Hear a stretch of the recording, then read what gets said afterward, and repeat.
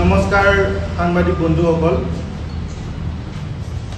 আপোনালোকে ইতিমধ্যে গম পাইছে কালি ডিব্ৰুগড় লোকসভা সমষ্টিৰ বিজেপিৰ প্ৰাৰ্থী সৰ্বানন্দ সোণোৱাল ডাঙৰীয়াই কা সন্দৰ্ভত এটা মন্তব্য কৰিছে। মন্তব্যটো হৈছে যে তেওঁ কৈছে যে কা সন্দৰ্ভত বিৰোধীয়ে জনসাধাৰণক বিভ্ৰান্তি কৰিব নালাগে। যিহেতু উচ্চতম ন্যায়ালয় আছে, উচ্চতম ন্যায়ালয়ত গৈ যিসকলে কাক বিৰোধিতা কৰে বা কাক ভাল নাপায়, কাখন ভাল নাপায়, তেওঁলোকক উচ্চতম ন্যায়ালয়ত গৈ আবেদন কৰিবলৈ কৈছে।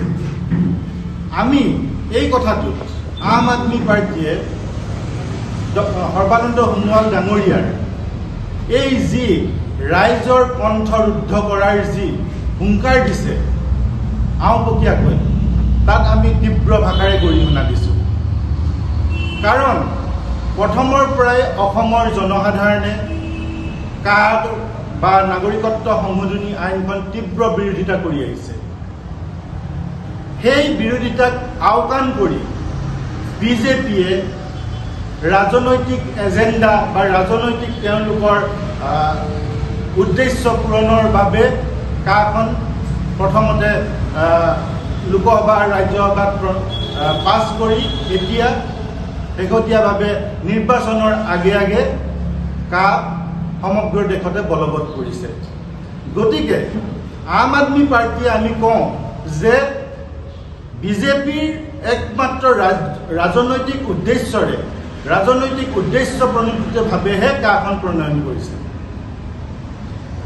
এতিয়া যদি সৰ্বানন্দ সোণোৱাল ডাঙৰীয়াৰ ইমানেই উচ্চতম ন্যায়ালয়ৰ প্ৰতি সন্মানৰ কথা কৈছে, ৰাইজক উচ্চতম ন্যায়ালয়লৈ যাবলৈ কৈছে, কিন্তু ইতিমধ্যে আপোনালোকে সকলোৱে জানে যে উচ্চতম ন্যায়ালয়ত কা বিচাৰ চলি আছে। তাৰ মাজতেই কেন্দ্ৰীয় চৰকাৰে সমগ্ৰ দেশতে কা বলবৎ কৰিছে। সেই ক্ষেত্ৰত বিজেপিয়ে উচ্চতম ন্যায়ালয়ক গুৰুত্ব নিদিয়াকৈ নিজাববীয়াকৈ কাখন বলবৎ কৰি ল'লে।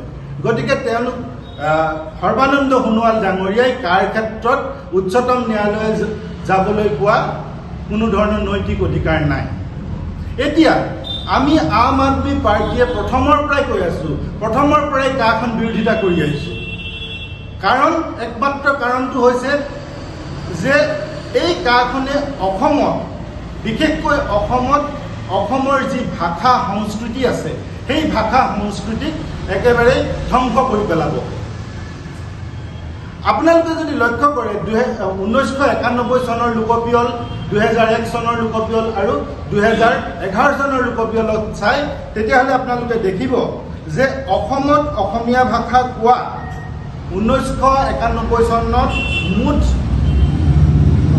অসমীয়া ভাষীৰ সংখ্যা আছিল 57.81%।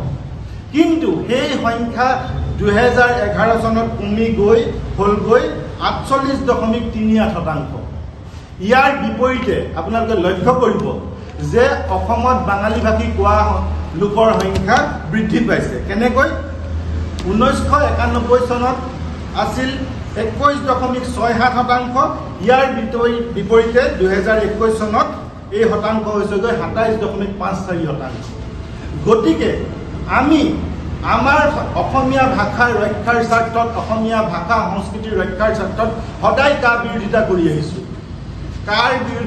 আহিছোঁ। আৰু তদুপৰি যে অসমত